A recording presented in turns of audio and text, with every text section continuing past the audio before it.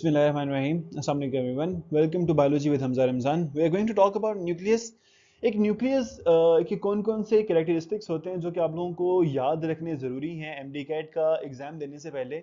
इसमें से कौन कौन से एमसीक्यूज बन सकते हैं, कौन कौन से एमसीक्यूज पहले आ चुके हैं. Let's have a look at it. तो न्यूक्लियस बेसिकली प्रोकैरियोट्स और यूकैरियोट्स के दरमियान में एक डिस्टिंग्विशिंग फीचर है. यूकैरियोट्स होते हैं, उनके अंदर एक डिस्टिंक्ट, एक प्रोमिनेंट न्यूक्लियस होता है जो कि सेल के अंदर होने वाले तमाम कैरेक्टरिस्टिक्स को कंट्रोल करता है, राइट.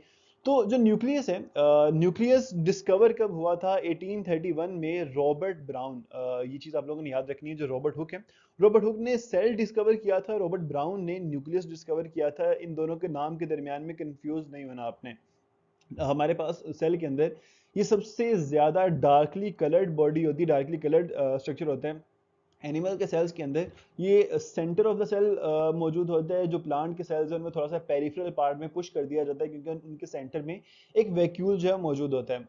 इसकी शेप स्फेरिकल भी हो सकती है, इसकी शेप इरेगुलर भी हो सकती है, दैट डजंट मैटर. लेकिन न्यूक्लियस ने एक सेल के अंदर होने वाली तमाम एक्टिविटीज जो हैं उनको कंट्रोल करना है. There are a few cells जिनमें न्यूक्लियस नहीं होता. इवन के यूकैरियोट्स के अंदर भी कुछ सेल्स ऐसे होते हैं जो कि ए न्यूक्लिएट होते हैं, जिनमें न्यूक्लियस नहीं होता. For example red blood cells. जो रेड ब्लड सेल्स हैं, आरबीसीज हैं, they are a nuclear cells. उनमें कोई भी न्यूक्लियस जो है मौजूद नहीं होता. जब वो इमेच्योर होते हैं, जब वो नए बनते हैं, उस टाइम पे उनमें एक न्यूक्लियस होता है, मगर वो डिसइंटीग्रेट हो जाता है क्योंकि उन्होंने रेप्लिकेट नहीं करना होता. उनमें न्यूक्लियस का कोई काम नहीं होता. They only have to perform one function, और वो न्यूक्लियस खत्म होने से उनका सरफेस एरिया इंक्रीज हो जाता है और वो अपना काम ज्यादा एफिशिएंटली कर पाते हैं. इसके अलावा मोनोन्यूक्लिएट, जिनमें सिंगल न्यूक्लियस होता है, that is the most of the cells. और मल्टी न्यूक्लिएट जैसे कि हमारे मसल सेल्स होते हैं, उनके अंदर एक से ज्यादा न्यूक्लियस जो मौजूद होते हैं. अगर हम इसकी कंपोजिशन की बात करें तो ओवरऑल एक न्यूक्लियस के अंदर क्या क्या चीजें मौजूद होती हैं. न्यूक्लियस के अंदर एक क्रोमेटिन मटेरियल मौजूद है. इसमें हमें वाटर देखने को मिल जाएगा.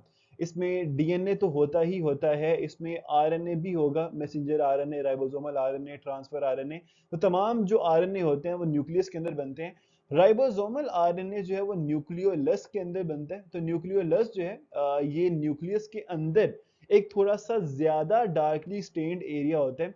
इसके इर्द गिर्द कोई मेम्ब्रेन नहीं होती और इसका जो मेन पर्पस है वो राइबोसोम की फॉर्मेशन है. राइबोसोमल आरएनए यहाँ पे बनता है, उसकी ट्रांसलेशन होने के बाद प्रोटीन जो बनती है वो राइबोसोमल आरएनए के साथ मिलकर ही राइबोसोम बनाती है. इसमें वाटर, डीएनए, आरएनए, एंजाइम्स जो कि डीएनए को रेप्लिकेट करने के लिए इस्तेमाल होते हैं, वो तमाम एंजाइम्स यहाँ पे मौजूद होते हैं. ट्रांसक्रिप्टेज एंजाइम यहाँ पे मौजूद होते हैं जो ट्रांसक्रिप्शन करते हैं, आरएनए को बनाते हैं. और ये तमाम चीज़ें मिलकर एक न्यूक्लियोप्लाज्म बनाती हैं हमारे पास. तो क्रोमेटिन मटेरियल जिसमें डीएनए, जिसमें प्रोटीन्स होंगे, जिसमें एंजाइम्स होंगे, इसके अलावा आरएनए, वाटर, मिनरल्स होंगे, कुछ न्यूट्रिएंट्स होंगे, ये मिलकर न्यूक्लियोप्लाज्म बनाते हैं. इन न्यूक्लियोप्लाज्म के इर्द गिर्द दो मेम्ब्रेन्स होती हैं जिनको न्यूक्लियर इन्वेलप कहा जाता है. इन दो मेम्ब्रेन्स के दरमियान में जो गैप है that is 10 to 15 nanometre. That is a very important point. और जो दो मेम्ब्रेन्स है, जो डबल मेम्ब्रेन है, जो न्यूक्लियर इन्वेलप है, जहां जहां पे न्यूक्लियर इन्वेलप आपस में फ्यूज होता है, वहां वहां पर हमारे पास छोटे छोटे से पोर्स बनते हैं जिनको न्यूक्लियर पोर कहा जाता है. न्यूक्लियर पोर्स होते हैं, यहाँ पे स्पेशल प्रोटीन्स मौजूद होती हैं जिन्हें न्यूक्लियोपोरिन्स कहा जाएगा. और ये वो जगह होती है जहां से ट्रांसपोर्टेशन होनी है. न्यूक्लियस के अंदर और साइटोप्लाज्म जो है, इनके दरमियान में जो ट्रांसपोर्टेशन होगी वो सारी की सारी इन न्यूक्लियर पोर्स के जरिए होगी. तो कौन कौन से मटेरियल्स हैं, कौन कौन से मॉलिक्यूल्स हैं जो कि यहाँ से ट्रांसफर हो सकते हैं? राइबोसोमल सब यूनिट यहाँ से ट्रांसफर होते हैं जो कि न्यूक्लियस के अंदर, न्यूक्लियोलस के अंदर बनते हैं. राइबोसोम जाते हैं, जो न्यूट्रिएंट्स हैं उनकी इन एंड आउट जो ट्रांसपोर्टेशन होती है वो तमाम न्यूक्लियर पोर्स के जरिए होती है.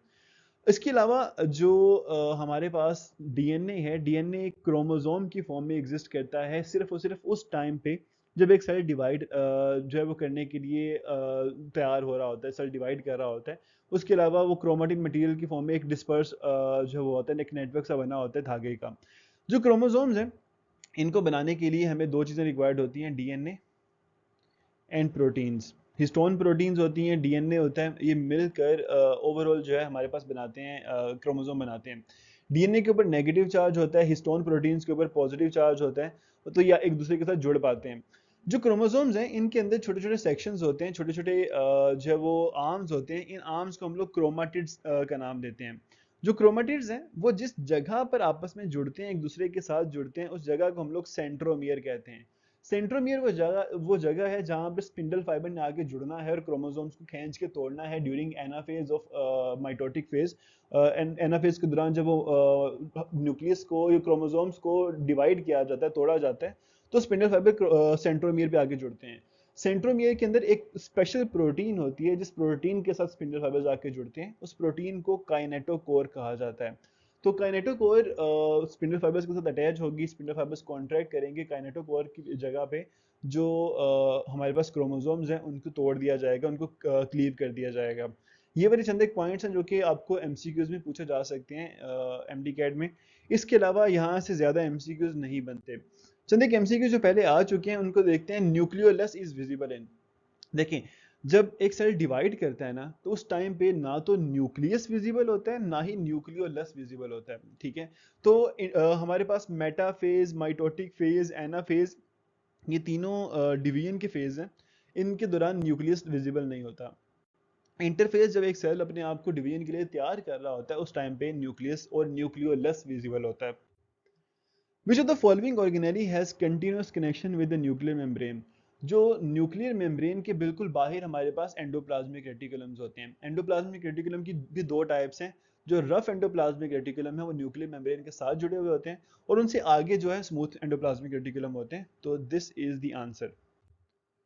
It precisely describes the function of nucleoli, not the nucleus. Nucleolus या न्यूक्लियोलाई का अगर हम फंक्शन देखें, तो न्यूक्लियोलस जो होता है उसने राइबोसोमल आरएनए बनाना है, उसने राइबोसोम्स की फॉर्मेशन जो है ये करनी होती है।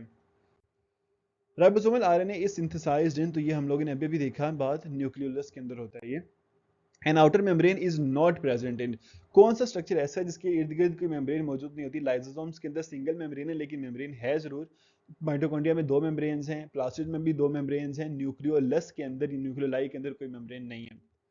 Which of the following can pass through a nuclear pore, कौन कौन सी चीज न्यूक्लियर पोर में से गुजर जाती है? माइटोकॉन्ड्रिया तो नहीं गुजर सकता, क्लोरोप्लास्ट तो नहीं गुजर सकता, लेकिन राइबोसोमल सब यूनिट्स गुजर सकते हैं जो कि न्यूक्लियोलस में बनते हैं। तो दिस इज द आंसर।